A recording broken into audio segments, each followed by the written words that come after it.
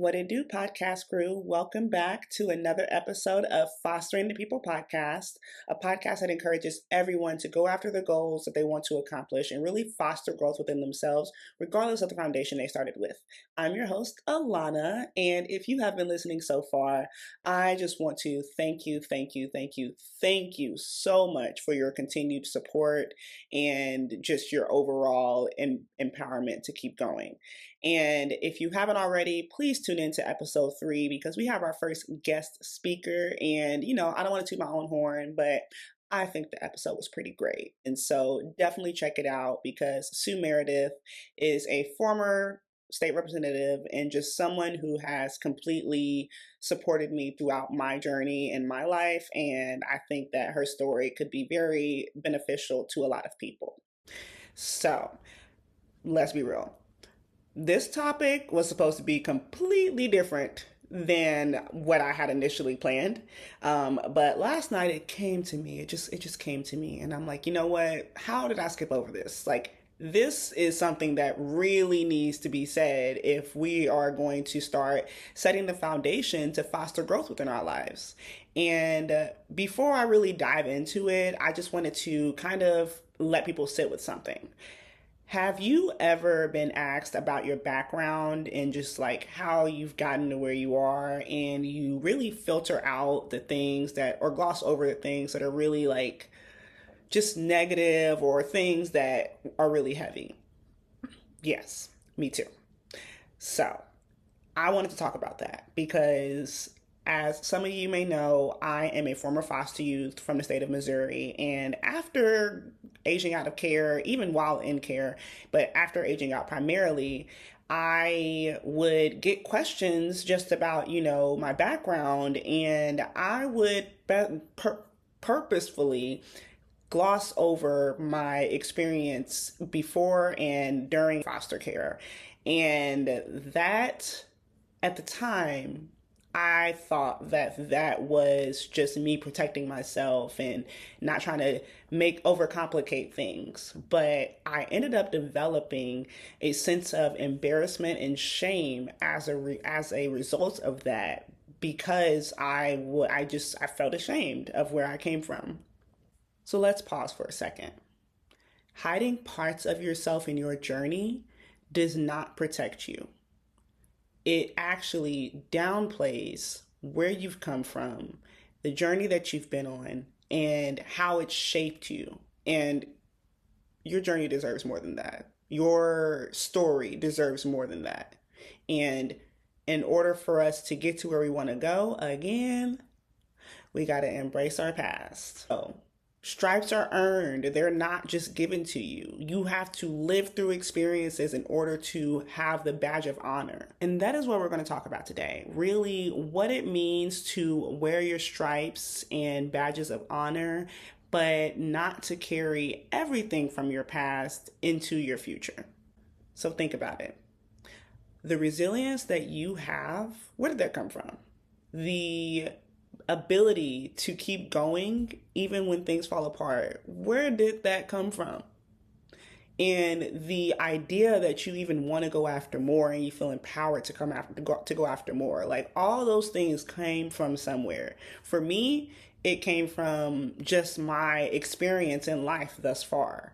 And for you, it could be very different, but it came from somewhere. And so really just understand and embrace those stripes that you have, because you can't get rid of them. They will always be there. And it's up to us to embrace the stripes instead of shying away from them, because they've defined us and they made us who we are. And they will only continue to empower us if we allow them to. So the first thing I did was I have to give myself grace. I have to speak nice things to myself. And honestly, my mind is sometimes the meanest voice that I hear in a day. And oftentimes I would tell myself things about how my past is a negative thing, and I shouldn't share it because people would treat me differently. And in order to give yourself grace and really change your mindset, you have to surround yourself and speak life into things. And so how I did that was if I have a negative thought in my mind about my past or just how I feel in that moment, I have to flip it and say that same thing, but the opposite of it. The second thing is really surround yourself with people who don't treat you differently for your past. And so I know it's easier said than done, but there are people in your life that will hear you and will hear what you've been through and will not treat you differently because of that. If you don't have that person specifically that you can confide in and like that sees you, that sees who you are today and doesn't use what you've explained to them from your past as a way to kind of other you or treat you less than, then you have to surround yourself with resources and just things that you can listen to that does that for you until you are able to find that person or those people that does that. But it starts with your mindset first. Now, I'm not saying you have to share everything with everyone because boundaries are extremely important, and keep tuning in because we're going to talk about boundaries in a few episodes, okay? But overall, you have to own your story, all of it, not some of it, all of it, because without it, you wouldn't be here today. And as a famous artist once said, what doesn't kill you makes you stronger, and your experiences did not kill you. And so they will only make you stronger. Now let's transition a little bit because owning your past does not mean dragging everything from your past into your future. And I think a lot of people get tripped up about that because they think like if you are embracing your past, then you obviously need to carry everything from your past into the future. But every mindset, every habit, every characteristics that you developed growing up does not need to be carried into the future because honestly, what got you here may not be the thing that gets you to the next level. And that is something that I struggle with a lot, but that is something that I really need to remember because it's just like, I've had to be strong and independent and resilient in a lot of ways, but like being independent doesn't mean that you have to do everything alone. Basically, what I'm saying is you can claim your story without being defined by its heaviest parts. And that requires an audit about what you're still carrying on to.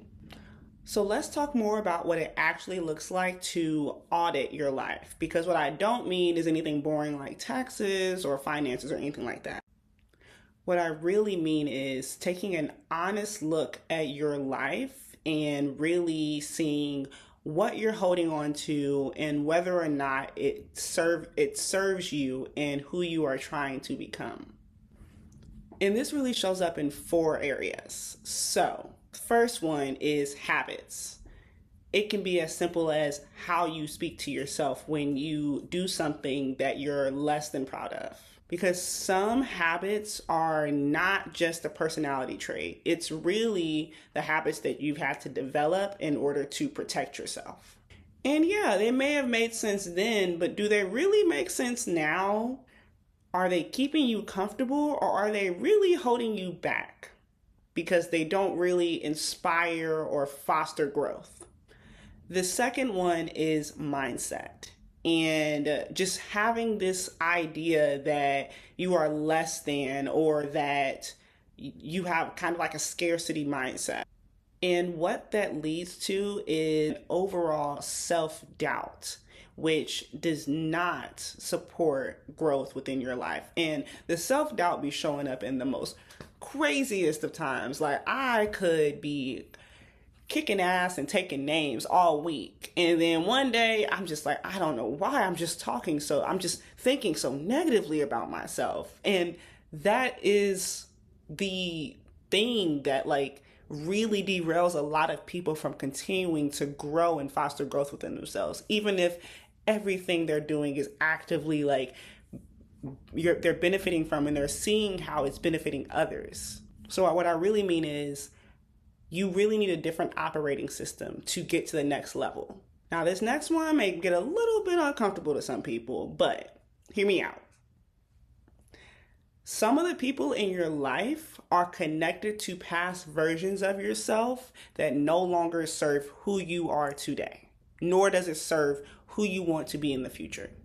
Now, I'm not saying those people are bad or that they don't support you, but we really need to take a look at the type of relationships we choose to foster within our lives, because not every relationship is created equally. And so what I really want you guys to remember is just pay attention to the people that you surround yourself with and see like who adds to your life and who quietly just keeps taking from it. Now, I'm not saying that you need to surround yourself with people who only add value to your life. All I'm saying is when there's a difference between people who are actively building with you versus people who are taking what you build and using it to benefit themselves, but never offer any type of meaningful benefit to your life in return. Now, this last one is similar to mindset, but it's a little different. So your mindset is just how you think of things, and the narrative is what you tell yourself. And so, like I said earlier, the way that I think when I am doing so good, and then I'll have this negative mindset of just, why do you feel like you can do this? Like that in itself is a narrative that I'm telling myself. And that narrative is really, although it feels like an identity, it's really old programming. And guess what? Old programming can be updated, okay? And so we need to update our narratives that we tell ourselves. So overall, we talked about changing our habits, really assessing our relationships, and thinking about how we can change our mindset and narratives and how we speak to ourselves. Those are all really important in terms of how we need to audit our lives to make sure that we are not carrying things that do not serve who we want to be in the future. So the key goal with auditing your life is not to erase your past, but it is to be intentional about what you continue to carry in your future and like in the present day versus what you choose to leave behind in the past. Because the version of you and the version of me that I am trying to be needs space. And we can't make space for it if we are carrying things from our past that shouldn't have weight on who we are today. I had someone tell me one time, especially when I was working in the nonprofit sector, it's like, you got to leave that bag at the door. You can't carry that bag of weight with you everywhere you go. And I think that is something that I struggle with a little bit, but I really have to force myself to remember. And so I just want to encourage you to do the same, because there's a lot of unnecessary weight that we as humans already carry. And so we have to choose to put the weight down, but carry the lessons behind the weight with us. So embrace your past. Wear your stripes elegantly, because you can't change your past. No one can change their past. We only get one life to live. But remember, it starts with our mindset and just auditing our lives and the things in our life that influence us. So, thank you guys so much for listening. Again, my name is Alana, and if you like the content that I am posting, please like, subscribe, and share, but also leave me a 5-star review. I am on YouTube, Spotify, and Apple Podcasts, and also Facebook. So please leave feedback, leave comments, add the 5 stars, do all that jazz. But most importantly, tune in for next Monday. Thank you.